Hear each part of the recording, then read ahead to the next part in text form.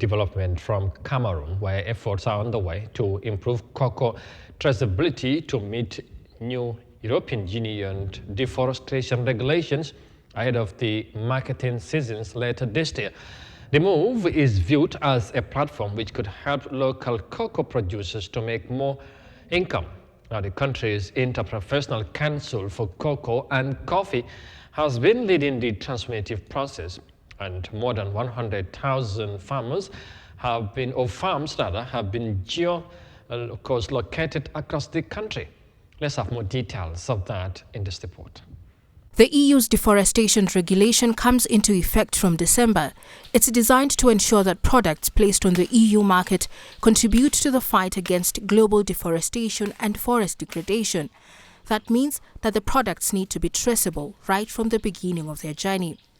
Among the products this applies to is cocoa. So for Cameroon, this is very important as 3/4 of its cocoa exports go to the bloc. Cocoa farmers in the West African country were initially skeptical about signing up to the initiative, which would have led to tighter regulations. But many think it might work out for all. I was approached about the traceability of cocoa plots and I registered, but we cocoa farmers have a concern, which is that sometimes we make these registrations and it doesn't do us any good at all.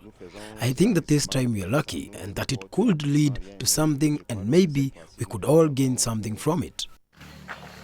Emmanuel hopes that his cocoa, which will be certified this time, will enable him to earn more income. I got registered by issuing my national identity card and we measured the plots with GPS in all the plantations. They assured me that everything would be better in the future and that it would be a win-win situation for everyone. The Interprofessional Council for Cocoa and Coffee is behind the campaign to geolocate cocoa production plots across Cameroon.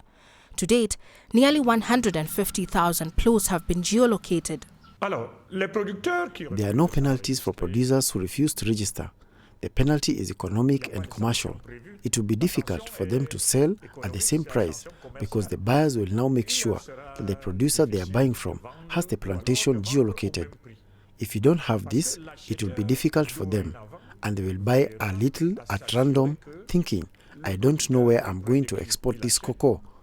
Obviously, they won't be able to export it easily to the European Union. According to the ministry, Cameroon wants to produce high-quality cocoa without cheating, which is why the measure has been put in place.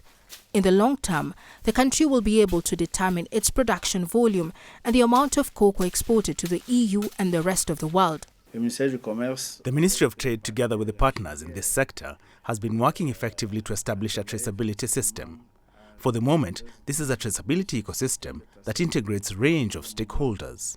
This traceability already allows us to control the cocoa resources and establishes a certain degree of transparency in the marketing operations.